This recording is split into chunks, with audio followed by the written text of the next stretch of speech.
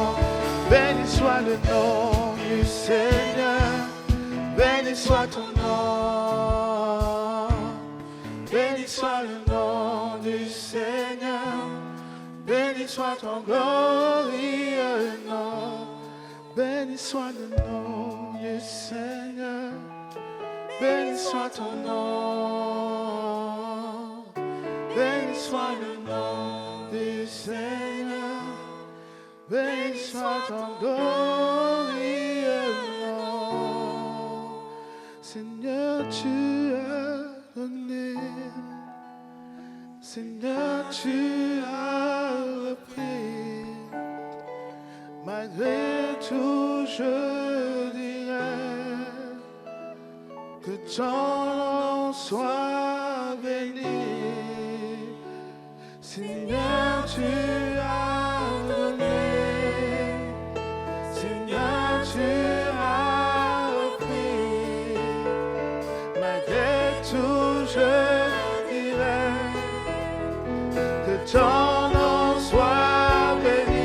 Seigneur. Seigneur, tu as repris. Seigneur, tu as repris.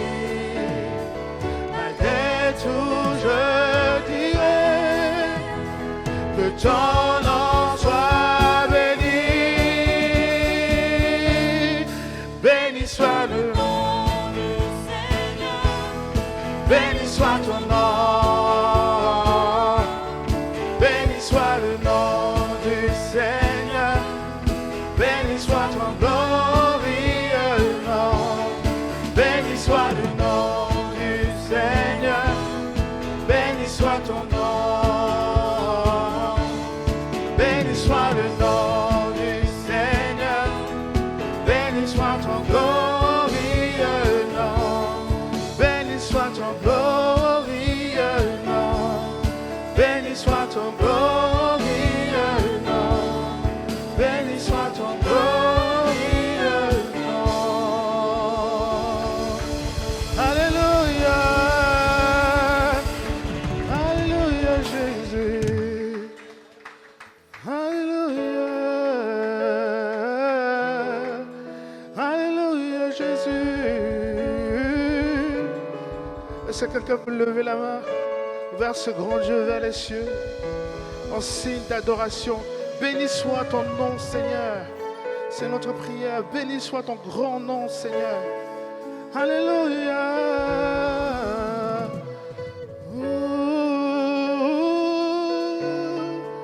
Béni soit le nom du Seigneur.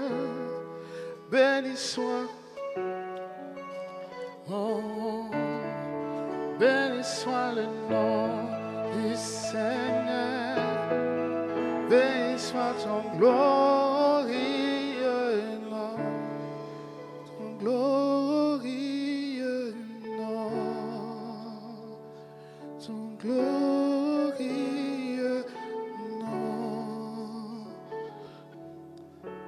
Alléluia.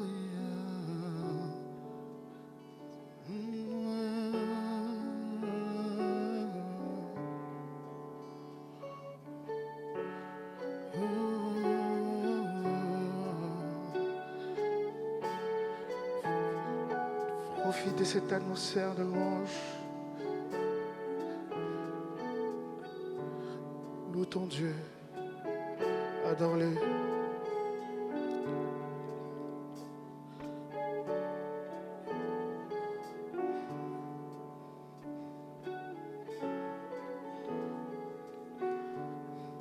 Du Seigneur, mon âme veut s'éveiller à toi.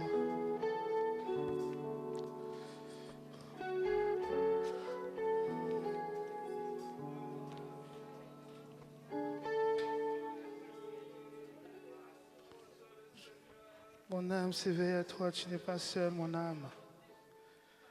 Mon âme te glorifie, Seigneur. Te célèbre.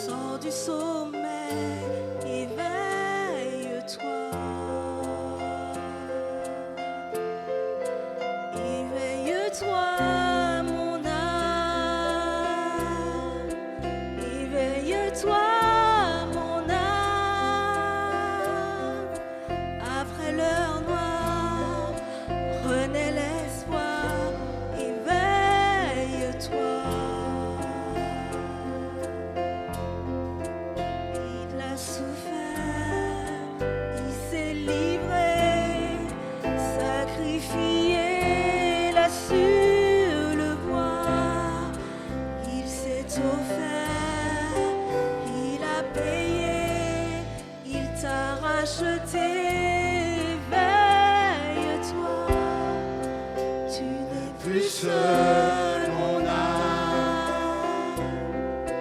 Tu n'es plus seul, mon âme. Toi qui étais nu, pauvre et aveugle, relève-toi. Il t'a aimé, mon âme. Il t'a aimé, mon âme.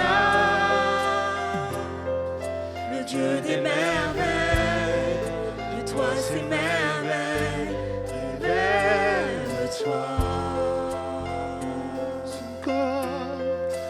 Son corps blessé, son cœur brisé, sa vie ôtée, donnée pour toi.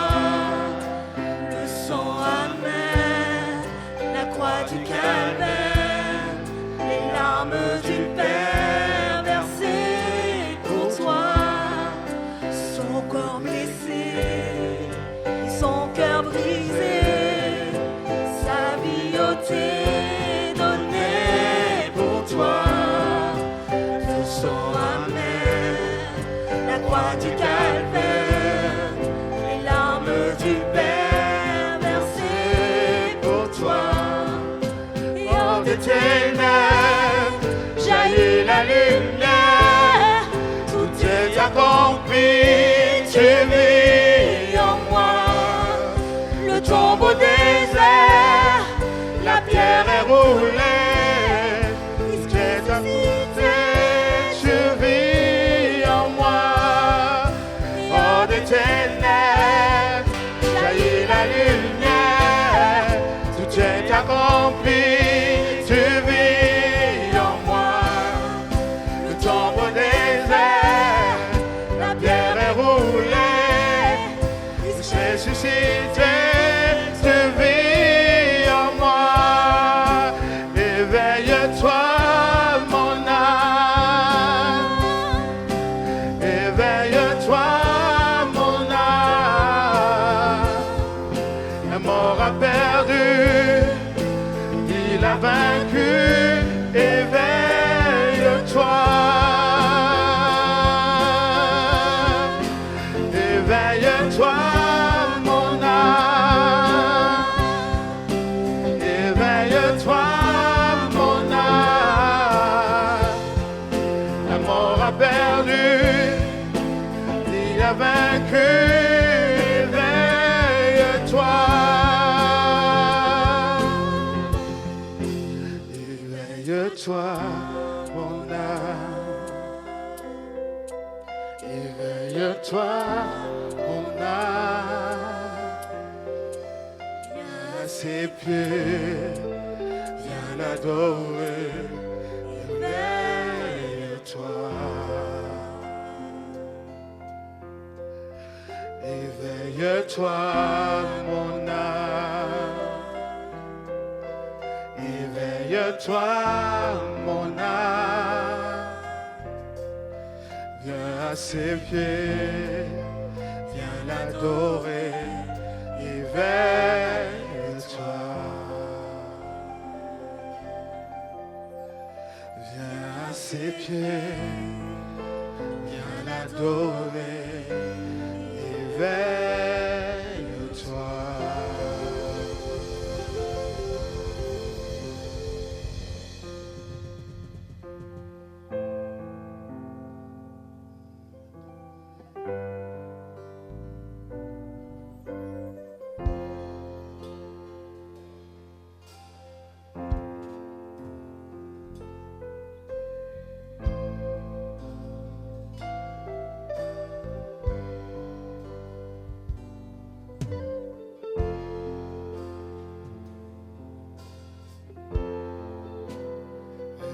Ses pieds, viens l'adorer. Éveille-toi. Sois élevé, Seigneur, sois élevé, mon roi, mon cœur te loue. Merci, mon Dieu, pour tes prodiges, pour tes miracles. merci Jésus.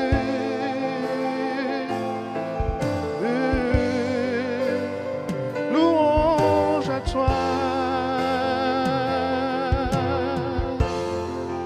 Sois élevé, sois élevé, sois élevé.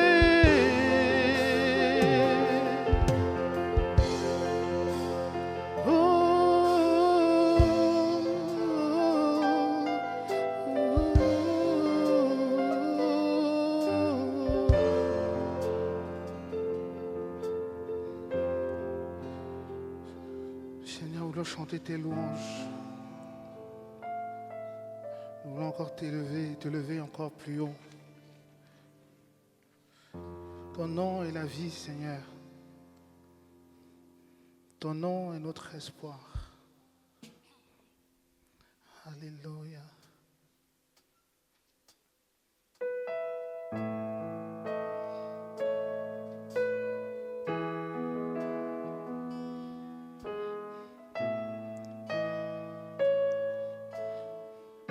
Seigneur, nous proclamons et nous chantons louange à ton nom.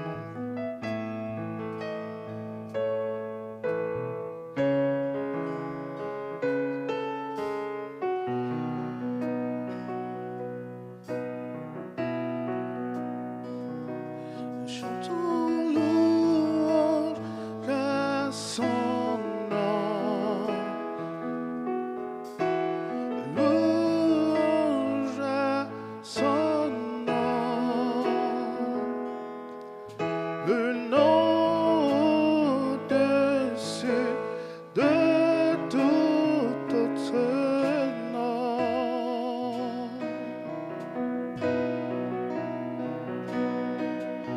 Chantons honneur à son nom.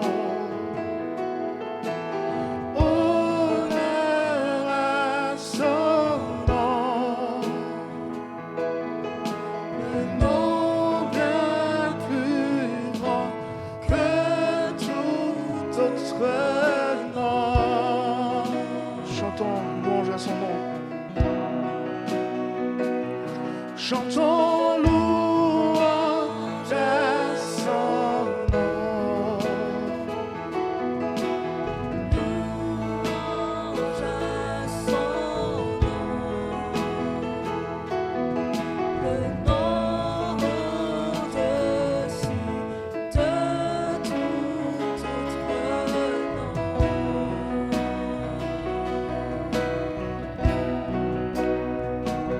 Chantons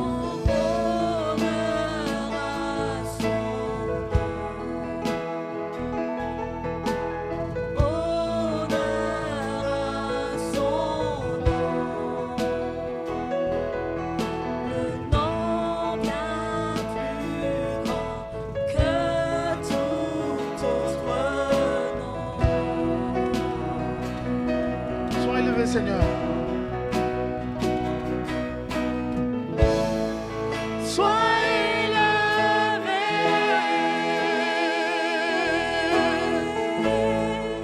élevé plus haut.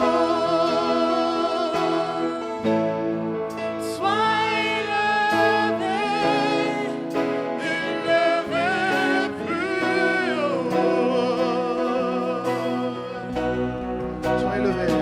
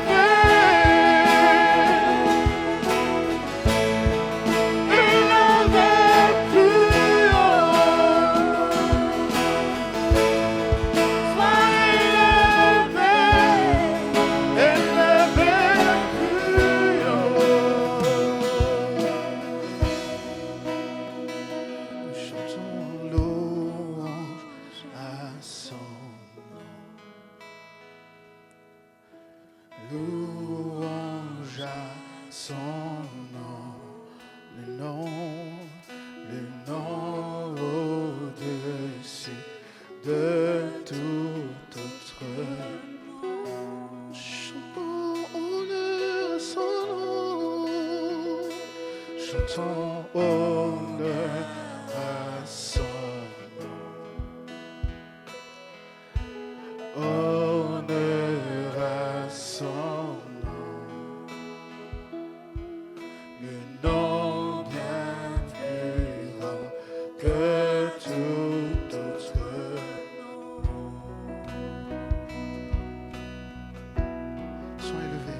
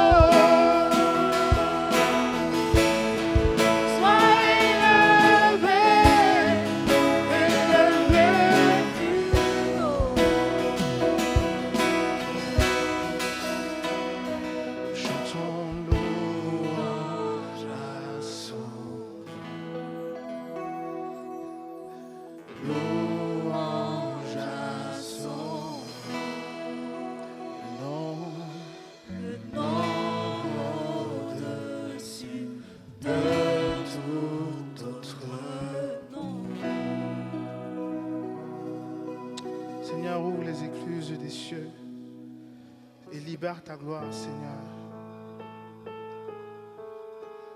Oui, Seigneur, nous voulons te voir. Libère, Seigneur, tes prodiges. Libère, Seigneur, tes miracles. Libère, Seigneur, tes anges sur nous. Oui, Seigneur, nous voulons voir ta gloire. Seigneur, étends ta main pour guérir. Ton peuple a besoin aussi, quand il est malade de guérison, intervient. Réponds à la prière secrète, ou celui aussi qui a communiqué son problème de santé. Étends ta main maintenant, au milieu de nous, et ceux qui n'ont pas pu venir à la maison, tu les touches, tu interviens. Tu es notre médecin, Seigneur, tu es le médecin de tous les médecins. Merci, Seigneur, d'opérer tes signes, tes prodiges, tes miracles au sein de ton peuple. Merci pour la santé que tu nous accordes. Amen. Alléluia. Quelle joie de se retrouver. Amen. Dans un temps très lointain, très très lointain, en mars 2020, c'est long, hein? On se faisait la bise quand on se retrouvait.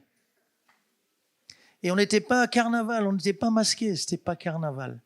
On n'était pas masqués.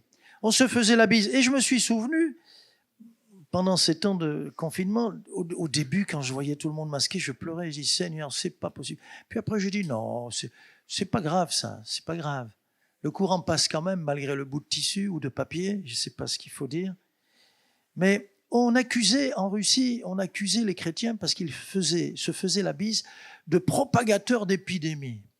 C'était très malin en disant, voyez. Et puis ils prennent ensemble la Sainte Seine et puis se font la bise. Et un pasteur des pays de l'Est nous disait, quand on se fait la bise ou quand on prend la Sainte Seine, au milieu de nous, Dieu opère des guérisons. Amen. Alors, nous avons hâte de nous faire la bise bientôt. Sauf ceux qui sont confinés ensemble, c'est super, mais nous faire la bise bientôt. Et on n'apportera pas des germes ou tout ce qu'on veut, parce que comme il y a l'amour, Dieu est heureux et il multipliera ses grâces et ses bénédictions. Donc, je me souviens de ces temps de la guerre froide où on les accusait de tout et c'est exactement le contraire. Dieu se manifestait et opérait ses bénédictions. Amen. Alléluia. Amen. Je voudrais d'abord faire une introduction générale, d'une manière générale d'ailleurs, manière générale, l'homme méprise ce qui est faible et petit. Pas vrai? Ou quand quelqu'un a un handicap, il est rejeté. Une femme trahie par son mari était divorcée. Elle me dit, dans la société et partout, on me met à part. Je suis à part. On peut facilement mettre les gens à part parce qu'ils sont fragiles, parce qu'ils sont petits. Le message portera sur, on peut le voir s'afficher déjà, hein, tu peux le lancer, le titre, sur petites choses, mais, je n'ai pas mis la conjonction, mais grands résultats. Petites choses, mais grands résultats. Vous êtes d'accord? On ne va pas parler des mauvaises choses. Vous savez qu'une semence, bonne ou mauvaise, va produire une immense moisson. Et la moisson est toujours plus grande que la semence. C'est normal. Mais on ne va pas parler des choses négatives. Je prends comme exemple les bienfaits que nous apportent les petites choses. Celui qui nous a montré l'exemple, Jésus, le plus petit. Il est venu comme le plus petit au milieu de nous.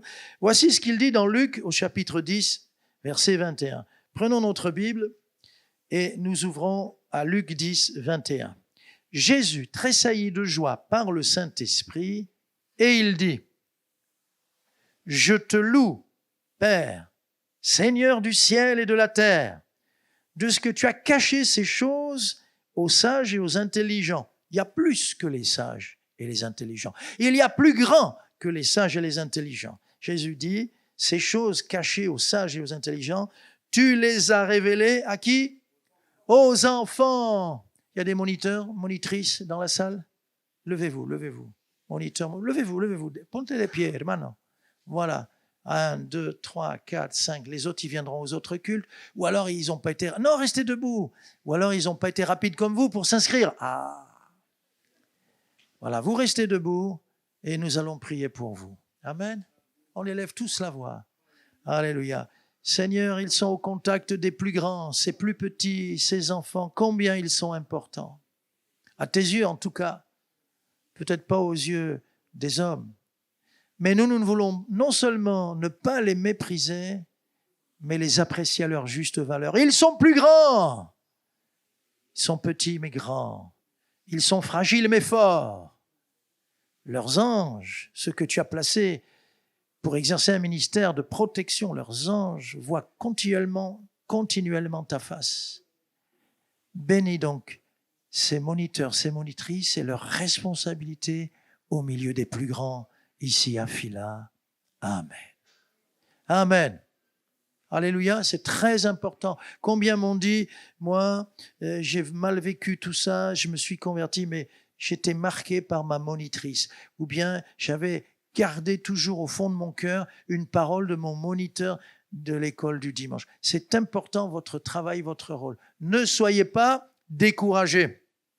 Vous avez le plus grand ministère qui est de servir les plus grands, c'est-à-dire les plus petits.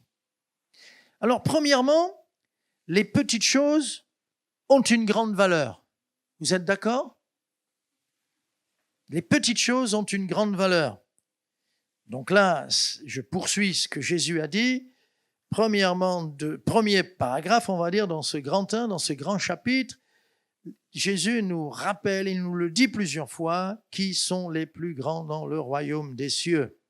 Quiconque, le verset apparaît, quiconque se rendra humble comme ce petit enfant sera le plus grand dans le royaume des cieux. Pour prêcher, Jésus a pris des enfants. Il s'est servi des enfants pour sa prédication. On aurait pu les faire venir ici, et bon, on peut. Mais Jésus l'a fait pour dire, il faut se rendre humble, c'est-à-dire il faut faire un effort de leur ressembler. Nous devons redevenir petits. Bien sûr, l'instruction, les diplômes. Je sais que tu as un cerveau à combien d'étages? 9 étages. 9 étages avec ascenseur. Quelqu'un m'a dit, la lumière s'allume à chaque étage quand ça passe là. Waouh! D'accord. Mais il nous faut redevenir humbles. Jésus dit, quiconque se rendra. C'est un choix. comme ce petit enfant sera le plus grand. Et dites-moi, il y a une valeur, parce que le diamant le plus petit, il a une valeur immense. Parce que c'est un diamant. Parce que c'est un diamant. Donc ici, je lis que le Seigneur nous rappelle que nous devons faire des efforts, nous rendre humbles comme un petit enfant, afin d'être les plus grands, et j'ajoute même les plus forts. Ce sont les plus petits qui sont les plus forts, parce que Dieu ne travaille qu'avec les petits. Vous savez, à Saül, Samuel de la part de l'Éternel dira, quand tu étais petit, Dieu travaillait avec toi, Dieu a fait de toi un chef, un combattant, un vainqueur. Mais maintenant, tu es devenu trop orgueilleux. Quand tu étais petit à tes propres yeux. Quelqu'un me dira, mais pasteur, je suis qu'un petit grain de poussière. Bien sûr qu'on est un petit grain de poussière. James Irwin, j'ai eu l'occasion de parler avec lui, de le rencontrer. Wow, un des 12 hommes qui ont marché sur la Lune. Il avait toujours dans sa poche, il nous l'a sorti, un gros calot bleu. Il dit, voilà ce que je voyais depuis mon vaisseau spatial. Voilà ce que je voyais. La Terre comme une bille bleue. Bleu, 3/4 de la Terre. Les 3/4 sont couverts par des océans. Bon, bleu. Alors, tu te dis, mais la Lune, c'est pas loin. Hein. La Lune, c'est pas loin. De la Lune, la Terre, déjà, c'est une petite bille bleue. Qu'est-ce que je dois être, moi, dans l'univers? Un tout petit grain de poussière? Bien sûr. Mais la poussière a de la valeur aux yeux du Seigneur. Surtout quand il met le Saint-Esprit dans la poussière que tu es et que je suis. Tu as une grande, grande, grande valeur. Donc, je parle maintenant, deuxièmement, du prix inestimable. Je m'amuse un peu avec les mamans quand elles viennent avec leurs enfants. Et à chaque fois, là, j'ai monnayé des choses. J'ai dit, non mais je te l'achète, mais je paye en 3 fois, s'il te plaît. Même en 3 fois, elles ne veulent pas. Et quand je leur dis de fixer un prix, elles ne peuvent pas fixer un prix. Parce qu'il n'a pas de prix. Tu es sans prix, inestimable. C'est-à-dire, tu as une telle valeur qu'on ne peut pas... Il n'y a plus de nombre pour donner le chiffre, le nombre, la valeur à ce que tu vaux. Tu entends? Waouh! Mais moi aussi, il n'y a pas que toi. Alléluia. C'est formidable. Alors, Ésaïe 43, je prends une partie du verset. Le Seigneur dit ce qu'il va faire pour cette perle de grand prix, sa bien-aimée. Il dit, tu as du prix à mes yeux. Tu es honoré et je t'aime. Et tout à l'heure, je ne pouvais pas ne pas monter tout de suite. Le don spirituel parlait de ce texte. On a entendu Dieu nous dire, tu as du prix, je t'aime, je te considère. J'ai des projets pour toi. On a entendu tout ça tout à l'heure. Ça nous a vraiment boosté. Tu as du prix. Quand on parle de prix, écoutez, on ne peut pas ne pas penser à ce qui a du prix. J'ai dans la main, qu'est-ce que j'ai dans la main? Vous le voyez de là-bas? Allez, gros plan. Pour nos bien-aimés vont nous rejoindre. Ils vont le voir en vraiment grand écran. Hein? Gros plan. Voilà. C'est un billet vous voyez de loin là-bas? 20 €. Combien vaut-il? C'est l'État qui décide. C'est l'État qui imprime. Hein? Il fait fonctionner la planche à billets. Voilà. C'est un bout de papier. C'est rien du tout. C'est que du papier. Tu commences à comprendre. On peut dire que tu n'as rien du tout. 20 €. Maintenant, je le froisse. Il est vraiment froissé. Regardez comme il est. Quelle valeur a-t-il? Oh, vous êtes rapide. Vous n'avez pas calculé. Maintenant, je le jette et je lui fais du mal, je le piétine. Il n'y a pas des gens qui te piétinent ou qui te blessent ou qui te méprisent, tu ne vaux rien. À votre avis, je le ramasse ou pas? Il y en a qui font, tu voudrais le ramasser à ma place, hein? Eh bien, écoute, j'en ai besoin pour le 2e et le 3e culte. Au 3e culte, vous ne le dites à personne, sauf si tu reviens. Au 3e culte, je dirais, viens le ramasser. Et il y aura 20 € au 3e culte. Ah, tout le monde va venir au 3e culte. Il vaut toujours 20 €. C'est pas fort, ça. C'est très fort. C'est très fort. Alors, toi, tu as de la valeur, du prix, regardez bien, à mes yeux. Qu'importe ce que tes oreilles ont entendu. Une jeune femme, pourtant jeune femme, Elle me disait, je savais qu'elle avait un cheval. Elle était très, très bonne cavalière, elle faisait même de la compétition. Mais son mari la méprisait. Et elle me disait, quand mon mari me met dehors de la chambre, je vais dans la petite cabane où j'ai mis mon cheval, et là, dans la paille, je pleure. Je crie à Dieu, je pleure. Je lui ai dit, tu n'as aucune valeur aux yeux de ton mari, mais tu as une grande valeur aux yeux du Seigneur. Elle dit, je sais, je passe des moments formidables avec le Seigneur, mais je pleure aussi, parce qu'il me fait tellement souffrir. Alors je ne sais pas qui ou quoi veut te dire que tu vaux rien, tu es un zéro. Les vrais héros de Dieu, Dieu les prépare avec des zéros. Tu as une grande valeur, tu es honoré et le Seigneur t'aime. Amen. Alléluia. Deuxième chapitre, dans les moindres. Moindre, ça signifie le plus petit. Hein? Moindre chose. La fidélité dans les moindres choses. Être fidèle dans les petites choses, pourquoi? Parce qu'aux yeux du Seigneur, elles ont une grande valeur. Nous devons voir comme Dieu voit, et nous devons peser les choses comme Dieu les pèse. Le monde dira, c'est pas intéressant. Un jour, quelqu'un m'a dit, dans une église, il était entré pour la première fois, à la fin de la réunion, il me dit, mais vous avez que des gens, et rien qu'à sa moue sur le visage, que des gens, il ne trouvait pas le mot, il voulait dire des petites gens, des gens méprisables. Voilà comment il traitait ceux qui étaient là. Bon. Tout à l'heure, je parlais de ce cerveau à 9 étages. Peut-être que toi, tu n'as pas bac plus 9. Tu as bac moins 9. Et alors? Tu as une grande valeur aux yeux du Seigneur. La définition de la fidélité dans les petites choses, être fidèle dans les petites choses, c'est-à-dire Dieu peut compter sur nous. C'est ça, être fidèle. Parce que nous, on va faire ce qu'un autre ne ferait pas.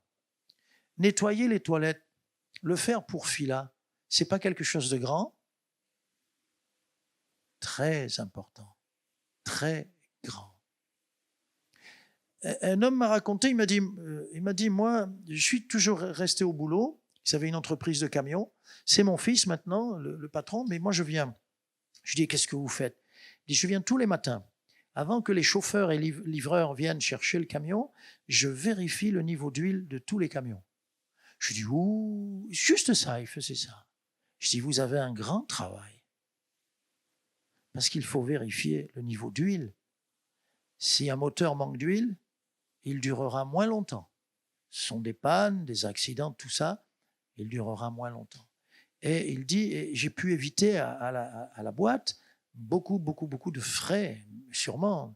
Il a fait ça toute sa vie et il continuait à le faire alors qu'il était à la retraite. C'était un homme précieux de vérifier, c'est tout, rien du tout. Tu soulèves le capot, tu enlèves la jauge, tu la sèches, tu la remets et tu regardes et tu rajoutes si nécessaire. C'est rien du tout. C'est très, très, très important. Le Seigneur le dit, Luc 16, verset 10. Celui qui est fidèle, Luc 16, 10, celui qui est fidèle dans les moindres, les plus petites choses, l'est aussi dans les grandes. Et l'inverse, la réciproque est vraie, hélas. Celui qui est injuste dans les moindres choses, l'est aussi dans les grandes. Mais on ne va pas être négatif. On va rester sur ces petites choses qui produisent de merveilleux résultats, de bons résultats. Quand tu fais quelque chose, même si c'est petit, qui te dit que c'est petit? Quand tu as une graine dans la main, une petite graine, c'est petit. Ça représente, si c'est du maïs, du blé, ça représente peut-être un sac. Et si tu as quelques graines dans la main, c'est peut-être tout un camion de récolte. Si tu t'occupes, tu amènes un enfant au Seigneur, je parle encore aux moniteurs, monitrices, et que cet enfant, grâce à toi, ton enseignement, tes prières, se tourne vers le Seigneur et devient un évangéliste ou un missionnaire au loin qui va amener combien de monde au Seigneur. Tu imagines l'importance d'être fidèle dans les petites choses? Je vous encourage, les moniteurs. Je vous encourage. Et j'encourage d'autres à s'inscrire, parce qu'on en manque des moniteurs. Je vous encourage à vous inscrire. Mais il n'y a rien de petit. Ici, la fidélité, c'est la prédisposition, c'est-à-dire l'état de ton cœur, c'est l'attitude que tu vois comme Dieu voit et tu ne t'attaches pas aux apparences. Même le prophète Samuel s'est trompé en voyant les frères de David. Et non, c'est pas lui, c'est pas lui. Pourtant, il était grand, c'est pas lui. Te reste-t-il encore un fils, ô Isaïe? Oh ouais, le petit là, le petit dernier. Oui, non, mais va le chercher. Et c'était lui que Dieu appelait. Parce que Dieu ne regarde pas à la manière des hommes. Il ne regarde pas aux apparences. Alléluia. Fidélité, et la fidélité, deuxième paragraphe, produit, regardez bien, de grands résultats.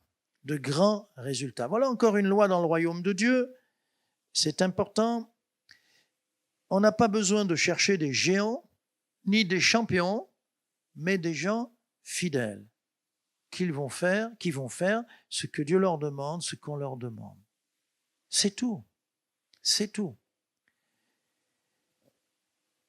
Connaissez-vous Riga Hazan? Qui le connaît? Bon, c'était il y a 3 ou 4 siècles. Riga Hazan, c'était un petit commis, un petit commerçant à Istanbul, Constantinople ou Istanbul, en Turquie. Petit commerçant, et un jour il a eu un client. Et ce client, comme pour tous les autres clients, il n'a pas changé son attitude, il s'est mis avec fidélité à son service. L'autre venait acheter, lui demandait, et il se débrouillait, j'irai au marché acheter, voilà. Et il ne savait pas qui était cet homme pour lequel il était fidèle. Cet homme qui était là était incognito en voyage, incognito. C'était le sultan Mahmoud II, le grand Mahmoud. En signe de reconnaissance, le sultan lui a dit, écoute, tu quittes tout, je te nomme général de toutes les armées turques et amiral de ma flotte. Et il est devenu général et amiral. Parce que juste, il était là, oui, puis je note, bon, j'en ai pas, mais je vous le fais livrer, etc. Il était là à sa disposition. Et comme ce grand sultan a vu sa fidélité, il a dit, c'est ce gars que je veux. Quoi? Un petit commis? Ouais. Mais il n'a pas fait l'école militaire? Non. Mais il n'a même pas de diplôme. Il sait juste compter et écrire. C'est tout, un tout petit peu juste de quoi calculer et compter sur ses doigts pour te faire la facture. C'est celui-là que je veux. Alléluia. Amen. Très important de comprendre cela. Et la fidélité obtient de grands résultats et des bénédictions, mais jusqu'au bout. Parce que la fidélité, c'est quelque chose qui est stable, et jusqu'au bout, il y aura des bénédictions. Samson, il a eu ses bénédictions, et puis il a eu des bénédictions, c'était la dent de scie, et puis un jour, ça s'est arrêté. Parce qu'il n'avait pas de fidélité, de vie régulière. Que demande-t-on pour être dispensateur, c'est-à-dire intendant, économe, responsable? Ici, aujourd'hui, on dit responsable. Qu'est-ce qu'on va demander à des responsables? Des grandes qualités. Je le disais tout à l'heure, être un géant, un champion. La parole de Dieu parle d'elle-même. Ce qu'on demande des dispensateurs, économes, intendants, gérants, gestion des choses de l'Église, dans tous les domaines. Ce qu'on demande des dispensateurs, c'est que chacun soit trouvé, dites le mot, fidèle. C'est tout. Même dans l'amitié, on n'a pas besoin de quelqu'un de grand, de compétent, de quelqu'un qui est fidèle. Ce qu'on demande des dispensateurs, trouvez fidèle. Si tu veux être une bénédiction, et je sais que tu veux être une bénédiction, tu n'as pas à demander à Dieu à faire des exploits, ça viendra, ça coule. C'est pas ça qu'il faut demander. Si tu es fidèle, tu vas attirer de grandes récompenses sur ta vie, ta famille, ton église, au boulot, partout. Regardez Joseph. Genèse 38 à Genèse 50, Joseph, partout il passe. Un gars comme ça, on peut compter sur lui, même en prison, même rejeté, partout, on peut compter sur lui. Il va porter là où il passe, là où on le met, là où on le jette. On le met en haut, mais on l'avait jeté en bas, dans la prison. Partout où il passe, il attire la bénédiction. Et certains l'ont vu, on te retire de là, on te met dehors injustement de ton boulot, la bénédiction s'en va avec toi. Vous l'avez remarqué? Tu ne t'inquiètes pas. Et elle ira bénir ailleurs. Très important ce verset capital. Troisième point, petit instrument, mais grande bénédiction, c'est une suite. Mais là, je regarde les instruments. Les instruments de la grande bénédiction. Cherche pas à être un grand instrument, mais cherche à être l'instrument dans la main de l'artiste. Si tu es dans la main de l'artiste, que fait l'artiste? Des ouvrages d'artistes, des œuvres d'art. Des œuvres d'art. Une pauvre veuve, mais ô combien utile. La plus utile, dit le Seigneur. Oui, j'insiste, une pauvre veuve, fragile, pauvre en plus, elle a tout, elle, pour être méprisée. À la fois pauvre et veuve. Mais Jésus va faire une comparaison. Jésus s'est permis une comparaison. Regardez, Marc 12, verset 41. Marc 12, 41. Jésus s'étant assis vis-à-vis du tronc. Moi, je ne sais pas qui donne pas, et je ne veux pas m'en occuper. Et le commissaire aux comptes approuve cela. Oui, j'ai les montants globaux, j'ai les sommes. J'ai les sommes. Je dois savoir. Mais qui donne pas, tu donnes régulièrement ou pas. Je mets parfois le peuple de Dieu devant les responsabilités, d'accord. Mais non, mais Jésus, lui, peut le faire, il a le droit. Mais pour tirer un enseignement. Alors, regardez, il regarde comment, non pas combien, il regardait comment la foule y mettait de l'argent. Comment? Plusieurs riches mettaient beaucoup. Qu'en pensez-vous? C'est impressionnant? Ça vous impressionne? Pas du tout. Il vint aussi une pauvre veuve et elle y mit 2 petites pièces, quelques sous, faisant un quart de sou, même pas quelques sous, c'est un quart de sou. Aujourd'hui, on dirait quelques centimes. Alors Jésus, ayant appelé ses disciples, leur dit, « Je vous le dis en vérité, cette pauvre veuve a donné plus qu'aucun de ceux qui ont mis dans le tronc. » Alors, elle est pauvre, elle est veuve, et ce qu'elle apporte, c'est aussi tout petit. Tout est petit là-dedans. Et Jésus dit, parce qu'il fait une comparaison, elle a donné plus. Elle a donné plus. Jésus ne regarde pas combien on donne, Jésus regarde comment on donne. Alléluia. Et il regarde au cœur. Et je pense aussi à cette petite, là aussi, petite captive, qui fait retentir sa petite voix et qui dit à Madame Naaman, tu sais, ton mari, le grand général syrien, est malade, mais tu sais, en Israël, il y a un homme de Dieu qui peut prier l'Éternel. Il va prier pour lui et il sera guéri. Toute petite voix d'une petite fille qui est en plus captive. C'est-à-dire, elle n'est pas dans la bonne condition pour témoigner. Tu imagines, tu dis, Seigneur, il faut que j'ai 20 sur 20, comme ça je peux témoigner à mon prof.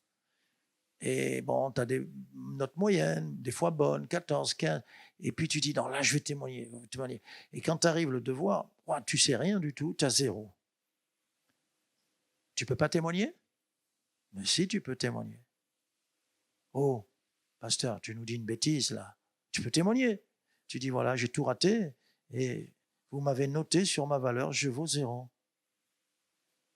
Je vaux 0. Mais je vais vous parler de quelqu'un qui a une valeur inestimable. Même si on l'a estimé à 30 pièces d'argent, il vaut beaucoup plus que ça. Laissez-moi vous parler de mon Jésus. Tu peux faire ça. Mais bien sûr, bien sûr. Mais il vaut mieux avoir des bonnes notes quand même. Hein. Travaille bien, travaille bien, travaille bien. Une pauvre veuve. Le Seigneur choisit des choses folles, des choses insignifiantes, des choses qui n'ont pas de valeur, enfin aux yeux des hommes, pour confondre les grands, les choses sages. elle a donné plus. Que sommes-nous, toi et moi? Deuxième paragraphe, que sommes-nous, toi et moi? Ça s'affiche. Nous sommes, toi et moi, un petit instrument, mais dans la main du grand artiste. Alléluia. Je ne sais pas si vous connaissez le pasteur Meyer. C'était un homme qui avait un ministère merveilleux. Beaucoup de guérisons, beaucoup de dons du Saint-Esprit, paroles de connaissance dans les réunions qu'il tenait et tout. Et puis une nuit, c'était tout glorieux. Et une nuit, il fait un songe. Et dans ce songe, il se voit lui-même. C'est rare. Il se voit lui-même en train de se glorifier de ses dons spirituels et de tous ses succès. Le nombre de gens qui se convertissaient, les foules qu'il menait à Christ et tout ça. Oh. Et là, tout d'un coup, un ange apparaît dans son songe toujours, pendant qu'il dort. Ton succès, tu le dois à la veuve, à une veuve de l'Église. Ne te glorifie plus. C'est drôle, hein? Et le Seigneur ajoute par le biais de cette vision, de cet ange qui lui parle, à la maison, elle prie sans cesse pour toi, et à l'église, pendant que tu prêches, elle prie en silence pour toi. Ton succès, tu le dois à une veuve. Wow. Les gens voyaient l'homme de Dieu, les gens entendaient l'homme de Dieu, les gens disaient il a beaucoup reçu, les gens, on s'arrête. Mais l'ange lui dit, arrête de te glorifier. Le secret de tout ça, c'est une femme à genoux, et ce n'est qu'une veuve. Veuve, mais quel instrument béni. Alors, ne dis pas, moi je suis rien, ou je ne peux pas, ou... Dieu ne cherche pas des géants, je te l'ai dit, ni des champions. Il cherche des petits. Alléluia. Des petits dans sa main. Je termine en disant, petite chose encore, un simple mot, grande puissance. Quelqu'un peut venir et nous faire beaucoup de blablabla, de laïus, de baratin, tout ce qu'on veut, un peu à la manière des hommes politiques qui parlent. Je ne sais plus quand... Oui, quand Castro était de ce monde, quand il faisait ses discours politiques, ça durait au minimum 5 heures. 5 heures minimum. Mon sermon ne fera que 4 heures aujourd'hui. Rassurez-vous. Blablabla, blablabla, blablabla, blablabla. Nous savons, nous, puisque le Seigneur nous dit de considérer les petites choses parce qu'elles ont de grandes conséquences, elles ont de grands résultats, qu'un simple mot est suffisant pour toucher, pour bouleverser, pour guérir, pour délivrer. Êtes-vous d'accord? Même nos prières en public, Jésus ne veut pas qu'elles soient très longues, à rallonge. On n'a pas besoin d'être très long. Un simple mot va déployer une grande puissance. Un texte court, mais c'est un puissant message. Matthieu 8, 8. Le centenier répondit à Jésus, que c'est beau, quel enseignement merveilleux. Pourtant, c'est un Romain. Il n'était pas aussi avancé que nous dans la foi. Il ne connaissait pas Jésus autant que nous, mais pourtant il le connaît un peu. Regardez ce qu'il dit. Seigneur, je ne suis pas digne que tu entres sous mon toit. Waouh, quelle humilité. Un chef de sang de la cohorte. Je ne suis pas digne, mais dis seulement un mot. Jésus, un mot de ta part, et mon serviteur sera guéri. Ouh, il a bien compris la leçon. Seigneur, non. Qui suis-je moi pour que tu viennes chez moi? Je suis rien du tout. Toi, tu es le roi de gloire. Tu es Dieu sur terre. Seigneur, je ne mérite pas cet honneur. Mais je sais que tu dis juste un mot. Et mon serviteur retrouve la santé. Waouh! Ça s'est passé aux États-Unis au début où le télégraphe fonctionnait. Et après, on délivrait le message. Et un homme était télégraphiste. Et quelqu'un envoyait un message, il envoyait un message à un ami. Il avait dû sûrement lui témoigner, c'était peut-être la période de Pâques, je ne sais pas, mais il lui met un message et le télégraphiste, il écrit le message. Voici l'agneau de Dieu qui ôte le péché du monde. Ben, le télégraphiste, il est obligé de prendre note. Il s'est converti grâce à cette parole. Ça lui a rappelé, quand il était à l'école du dimanche, ça lui a rappelé beaucoup de choses. Et il s'est donné au Seigneur un simple petit verset envoyé par télégraphie. Alléluia. Quand tu envoies un mail, tu sais que tout ça c'est lu, tout ça c'est porté, ça ne sera jamais effacé. Alors attention, ne dis pas du mal de ton voisin, mais mets des choses qui vivifient. Un simple verset peut bouleverser quelqu'un. Je pense, cette anecdote, elle me vient à l'esprit. C'est quelqu'un a un Nouveau Testament et la personne ne fait pas attention, elle fait tomber le Nouveau Testament, et il y a du monde autour, elle fait tomber le Nouveau Testament, et le temps qu'elle le ramasse, un chien se précipite, l'avale, le prend dans sa gueule, le chien, et se sauve. Puis il disparaît. Et quelques jours après, à La Réunion, on voit arriver des soldats. Et ils sont touchés par l'évangile prêché. Et à la fin de la réunion, on leur dit, mais comment ça se fait, vous venez? Ils disent, nous, on a vu un chien avaler un livre. On lui a couru après, on l'a attrapé, et on a lu ce livre, et on l'a lu à haute voix, et on l'a lu ensemble. Ça nous a tous touchés.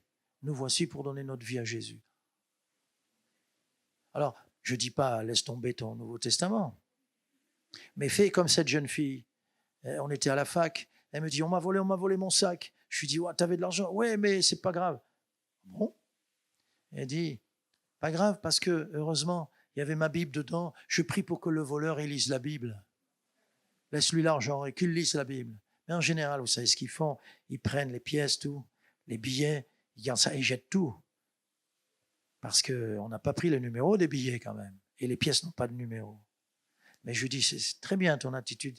Ce que Dieu peut faire avec le livre, un verset, un évangile, un Nouveau Testament, un mot, il est assez grand pour multiplier tout cela. Alléluia. Et je termine encore plus fort, deuxième point, plus fort qu'un texte court, même sans parole. On peut, sans parole, adresser un message. J'ai raconté cette histoire, je l'ai racontée. Un pasteur va visiter quelqu'un qui est rétrograde, c'est un fermier, il est occupé par ses vaches, ses champs, tout ça, et il a plus, autrefois il avait le temps d'être au milieu de ses frères, mais il n'a plus le temps maintenant de venir. Et le pasteur va le voir, et le pasteur, Seigneur, comment je lui parle? Seigneur, quoi lui dire? Je ne veux pas non plus que ce soit de la morale et tout, mais en même temps, il faut qu'il revienne à l'église, Seigneur. Et quand le pasteur arrive, il l'installe, le fermier l'installe devant la cheminée. Il y a 2 fauteuils là. Le pasteur est assis, et tout à coup, sans parole, le pasteur prend le tisonnier là et sépare une braise des autres. C'est un merveilleux feu. Il la sépare. Elle perd de sa force, de son éclat. Elle n'est plus rouge. Il attend un peu et elle devient toute noire. Et il se regarde. Il la remet. Elle reprend vie. Elle redevient rouge. Il se regarde. Et il la sort une deuxième fois. Elle devient noire. Elle perd de sa chaleur, de sa vie. Et il la remet. Le fermier dit, bon pasteur, j'ai compris. Dimanche, je serai au culte. Dimanche, je serai au culte. Quel sermon magnifique! Bon. Ici, il n'y a pas trop de cheminées dans les appartements de Paris. Hein? C'est interdit maintenant. Mais, et puis, il faut visiter les gens en hiver pour qu'il y ait le feu dans l'âtre. Mais on peut, par notre attitude, on peut, par nos choix. Les gens nous voient. On peut encourager les autres à faire la volonté de Dieu, à courir, à revenir, à aller de l'avant. Oui ou non? Une maman à la maison, c'est le plus bel exemple qu'on puisse avoir. Une maman. Elle est au carrefour de tout le monde. Entre les frères et sœurs, heureusement qu'elle est au carrefour pour les calmer, pour prendre la main de l'un et de l'autre et les réconcilier. Une maman à la maison, c'est très précieux. Maman, tu as un grand ministère à la maison. Mais chacun de nous, on a ce ministère-là. Alors, ne fais pas de complexe. Ne dis pas même, je suis timide, je ne peux pas parler. Tu n'as pas besoin de parler. On avait emmené quelqu'un avec nous, c'était la première fois, je ne peux pas parler, tu ne parleras pas. Mais tiens, prends les prospectus, viens avec nous. On a les 2 par 2. Tu pries pendant que je parle. Hein. Puis après, donne. Voilà. Alors, tu as eu peur? Oui. Mais tu as vu, tu as pu faire l'œuvre de Dieu? Oui. Ah. Et puis après, il s'est mis à parler, à témoigner. On peut faire. En conclusion, cette conclusion, c'est une phrase, je ne sais pas où je l'ai trouvée. Je ne sais pas qui a dit ça, un de nos hommes célèbres en France, mais vous allez voir qu'un autre a dit une chose similaire. La vie est faite de détails. Vous êtes d'accord? La vie est faite de petites choses. Mais la vie n'est pas une petite chose. La vie est faite de détails, mais la vie n'est pas un détail. Et Michel-Ange, c'est un artiste extraordinaire. Il était en train de faire une statue et il était en train voulait faire ressortir un muscle. Après, il voulait donner plus d'expression aux lèvres ou au visage. Il effaçait un trait mal. Enfin, il rattrapait. Il était tout le temps avec les petits détails. Et quelqu'un lui a dit, mais vous vous occupez des petites choses. Il dit, peut-être. Mais les petites choses font la perfection. Mais la perfection n'est pas une petite chose. Les petits détails. Donc, tout est important dans les petites choses. Et je reviens au titre du début, les petites choses auront toujours de grands résultats. Alléluia. Les petites choses auront toujours de grands résultats. Tu es d'accord? Tu as lu? Tu as entendu? Tu es d'accord? Les petites choses. Apprenons à considérer ce qui a de la valeur. Tu cherches tout ce qui est petit, tout ce qui est rejeté, tout ce qui est écrasé. Tout ce qui est écrasé, tu te rappelleras, hein?